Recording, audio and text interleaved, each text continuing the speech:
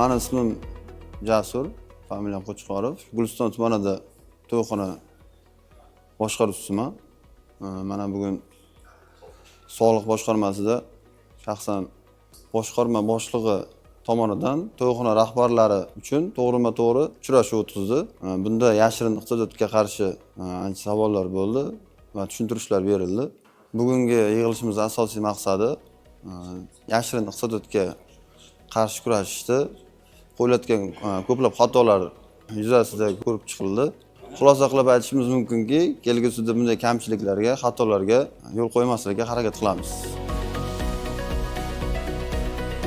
Bugungi kunda respublikamizda yashirin iqtisodiyotga qarshi kurash borasida bir qancha ishlar amalga oshirilmoqda. Shu jumladan bizning viloyatimizda ham sohalar kesimida tadbirkorlik faoliyatlari bilan shug'ullanuvchi asosan bugungi kunda rahbarlarni chaqirtirilib birma-bir suhbat o'tkazilyapti. Mana shu yashirin iqtisodiyotni oldini olish, yashirin iqtisodiyotga yo'l qo'ymaslik masalalarida aniq chora-tadbirlar belgilandi. Mana bugungi uchrashuvimizda asosan to'yxona rahbarlari bilan boshqarma boshlig'ini to'g'ridan-to'g'ri uchrashuvi tashkil etilib, siyosiy iqtisodiyotga yo'l qo'ymaslik masalalari bo'yicha demak murojaat e'lon qilindi.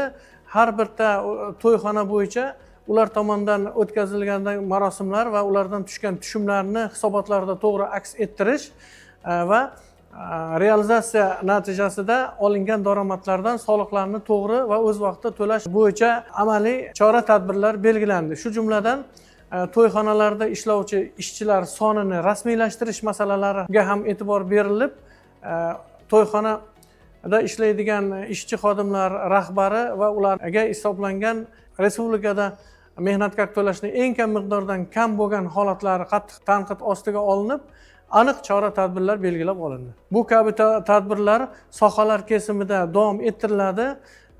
Demak, o'tgan uchrashuvimizda Soliq boshqarmasi boshlig'i tomonidan bozor rahbarlari bilan uchrashuvlar o'tkazilib, chora-tadbirlar belgilangan bo'lsa, mana bugun to'yxona rahbarlari ishtirokida to'g'ridan-to'g'ri uchrashuvlar o'tkazib, ular tomonidan yo'l qo'yilayotgan kamchiliklar birma-bir tushuntirib, ko'rsatib o'tildi.